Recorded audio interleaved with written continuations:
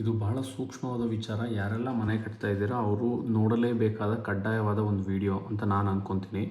ಕಟ್ಟಡ ನಿರ್ಮಾಣದಲ್ಲಿ ನಿರ್ಮಾಣದ ಸಾಮಗ್ರಿಗಳ ಗುಣಮಟ್ಟ ಎಷ್ಟು ಮುಖ್ಯ ಅನ್ನೋದನ್ನು ನಾನಿಲ್ಲಿ ಹೇಳಿಕೊಟ್ಟಿದ್ದೀನಿ. ಒಂದು G+4 ನೋಡಿ, ಇಲ್ಲಿ ಫ್ರೇಮ್ ಸ್ಟ್ರಕ್ಚರು ನಾವು ಇವತ್ತು ಡಿಸೈನ್ ಮಾಡಕ್ಕೆ ಕೊಟ್ಟಿದ್ದೀವಿ. ಇಲ್ಲಿ ನಮಗೆ ಬೇಕಾಗಿರ್ತಕ್ಕಂಥ ಮೆಟೀರಿಯಲ್ಸು ಕಾಂಕ್ರೀಟ್ ಮತ್ತು ಸ್ಟೀಲು. ಸೊ ಈ ಒಂದು ಕಾಂಕ್ರೀಟ್ ಮತ್ತು ಸ್ಟೀಲ್ನ ಗುಣಮಟ್ಟ ಮತ್ತು ಅದರ ಪ್ರಾಪರ್ಟೀಸ್ ಎಷ್ಟಿದೆ, ನಾವು ಡಿಸೈನಲ್ಲಿ ಏನೆಲ್ಲ ಪರಿಗಣಿಸ್ತೀವಿ, ಅದು ಯಾವ ರೀತಿ ಸೈಟ್ನಲ್ಲಿ ವರ್ಕ್ ಆಗುತ್ತೆ ಅನ್ನೋದನ್ನು ಈಗ ನೋಡೋಣ.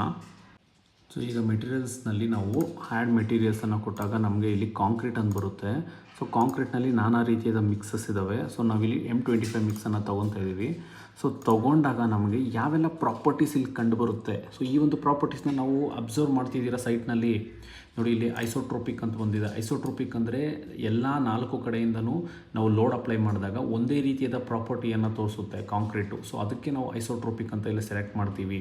ಇದಾದಮೇಲೆ ಕಾಂಕ್ರೀಟ್ನ ಡೆನ್ಸಿಟಿ 2500 kg/m³.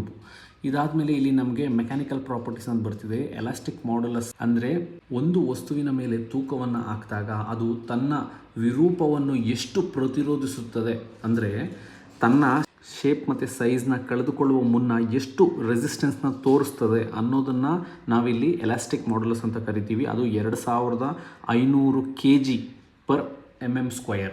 ಸೊ ಇನ್ನು ಪಾಯ್ಸನ್ಸ್ ರೇಷಿಯೋ ಅಂತಿದೆ. ಪಾಯ್ಸನ್ಸ್ ರೇಷಿಯೋ ಅಂತ ಹೇಳಿದ್ರೆ ನೋಡಿ, ಒಂದು ಪದಾರ್ಥ ಮೇಲೆ ಲ್ಯಾಟ್ರಲ್ಲಾಗಿ ಲೋಡನ್ನು ಹಾಕಿದಾಗ ಲಾಂಗಿಟ್ಯೂಡ್ನಲ್ಲಿ ಅಂದರೆ ಲೆಂತ್ ವೈಸ್ ಎಷ್ಟು ಇನ್ಕ್ರೀಸ್ ಆಗುತ್ತೆ, ಇಲ್ಲ ಲೆಂತ್ ವೈಸ್ ಲೋಡನ್ನು ಹಾಕಿದಾಗ ಲ್ಯಾಟ್ರಲಿ ಎಷ್ಟು ಇನ್ಕ್ರೀಸ್ ಆಗುತ್ತೆ ಈ ಒಂದು ಸೈಜ್ ಅನ್ನೋದನ್ನು ನಾವು ಪಾಯ್ಸನ್ಸ್ ರೇಷಿಯೋ ಅಂತ ಕರಿತೀವಿ. ಮತ್ತು ಥರ್ಮಲ್ ಎಕ್ಸ್ಪ್ಯಾನ್ಷನ್ ಅಂತ ಹೇಳಿದ್ರೆ, ಈಗ ನಿಮ್ಮ ಕಟ್ಟಡದಲ್ಲಿ ಬೆಂಕಿ ಅವಘಡವಾಯಿತು, ಆಗ ಒಂದು ಕಾಂಕ್ರೀಟ್ ಎಷ್ಟು ಎಕ್ಸ್ಪ್ಯಾಂಡ್ ಆಗುತ್ತೆ, ಸ್ಟೀಲ್ ಎಷ್ಟು ಎಕ್ಸ್ಪ್ಯಾಂಡ್ ಆಗುತ್ತೆ ಅನ್ನೋದನ್ನು ಇಲ್ಲಿ ಕೊಟ್ಟಿರ್ತಕ್ಕಂಥದ್ದು.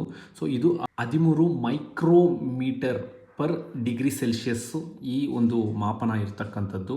ಸೊ ಶಿಯರ್ ಮಾಡ್ಯುಲಸ್ ಅಂತ ಹೇಳಿದ್ರೆ ನಾವು ಹಾಕೋ ಸ್ಟ್ರೆಸ್ಸು ಮತ್ತು ಅದಕ್ಕೆ ತೋರಿಸೋ ಸ್ಟ್ರೈನು ಎಷ್ಟು ಇದೆ ಅನ್ನೋದನ್ನು ಶಿಯರ್ ಮಾಡ್ಯುಲಸ್ ಅಂತ ಕರಿತೀವಿ. ಅದು 1000 kg/mm² ಇಲ್ಲಿ ನೋಡ್ತಾ ಇರ್ತಕ್ಕಂಥದ್ದು. ಮತ್ತು ಡಿಸೈನ್ ಹೋದಾಗ ನಮಗಿಲ್ಲಿ 25 ಕಂಪ್ರೆಸಿವ್ ಸ್ಟ್ರೆಂತ್, ಅಂದರೆ 25 ಅಂತ ಹೇಳಿದ್ರೆ 2.5 kg/mm² ಲೋಡನ್ನು ನಾವು ಹಾಕಿದಾಗ, 1 mm² ಕ್ಯೂಬನ್ನು ತಗೊಂಡು 2.5 kg ಲೋಡನ್ನು ಹಾಕಿದಾಗ ಅದು ತಡ್ಕೊಬೇಕು. ಸೊ ಅದನ್ನು ನಾವು M25 ಕಾಂಕ್ರೀಟ್ ಅಂತ ಕರಿತೀವಿ.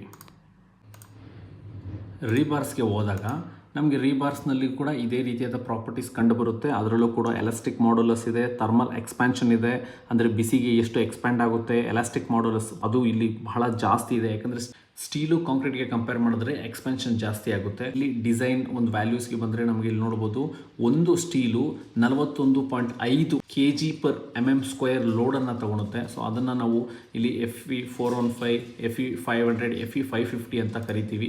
ಸೊ ಈ ರೀತಿಯಾದ ಮೆಟೀರಿಯಲ್ಸನ್ನು ನಾವು ಅಪ್ಲೈ ಮಾಡ್ತಿದ್ದೀವಿ ಇಲ್ಲಿ ಈ ಒಂದು ಡಿಸೈನ್ಗೆ. ಸೊ ನಾವು ಇಲ್ಲಿ M25 ಸ್ಟೀಲ್ 415, 500 ಅಂತ ಇಲ್ಲಿ ಅಪ್ಲೈ ಮಾಡ್ತಿದ್ದೀವಿ. ಆದರೆ ಇದು ಸೈಟ್ನಲ್ಲಿ ನಡೀತಿದೆಯಾ, ಸೈಟ್ನಲ್ಲಿ ಇದನ್ನು ಕನ್ಸಿಡರೇಷನ್ ತೊಗೊತಾ ಇದ್ದೀರಾ, ನಾವು ಯಾವ ರೀತಿಯಾದ ಕೆಲಸಗಳನ್ನು ನಾವು ಸೈಟ್ನಲ್ಲಿ ಮಾಡ್ತಾ ಇದ್ದೀವಿ, ಕಾಂಕ್ರೀಟ್ ಬಂದಾಗ ಅದರ ಗುಣಮಟ್ಟವನ್ನು ಯಾವ ರೀತಿ ನಾವು ಮೆಷರ್ ಮಾಡ್ತಾ ಇದ್ದೀವಿ.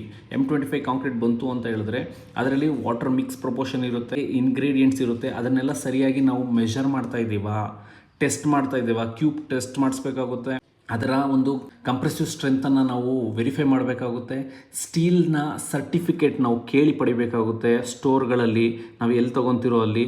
ಸೊ ಈ ಎಲ್ಲ ಅಂಶಗಳು ಸರಿಯಾಗಿದ್ದಾಗ ಮಾತ್ರ ನಾವು ಮಾಡಿರೋ ಒಂದು ಡಿಸೈನು ಸದೃಢವಾಗಿ ಸೈಟ್ನಲ್ಲಿ ನಿಲ್ಲೋದಕ್ಕೆ ಸಾಧ್ಯವಾಗುತ್ತೆ. ಇಲ್ಲ ಅಂತ ಹೇಳಿದ್ರೆ ನಾವು ಮಾಡಿರೋ ಡಿಸೈನೇ ಒಂದು, ಇಲ್ಲಿ ನಾವು ಇನ್ಪುಟ್ ಆಗ್ತಾ ಇರೋದೇ ಒಂದು, ಅಲ್ಲಿ ಎಕ್ಸಿಕ್ಯೂಷನ್ ನಡೀತಾ ಇರೋದೇ ಒಂದು ಅಂತ ಹೇಳಿದ್ರೆ ಆಗ ಬಿಲ್ಡಿಂಗ್ಗಳು ಕೊಲ್ಯಾಪ್ಸ್ ಆಗುವ ಅಥವಾ ಸಣ್ಣ ಪುಟ್ಟ ಡ್ಯಾಮೇಜಸ್ ಆಗುವ ಸಂಭವಗಳು ತುಂಬ ಇರುತ್ತೆ.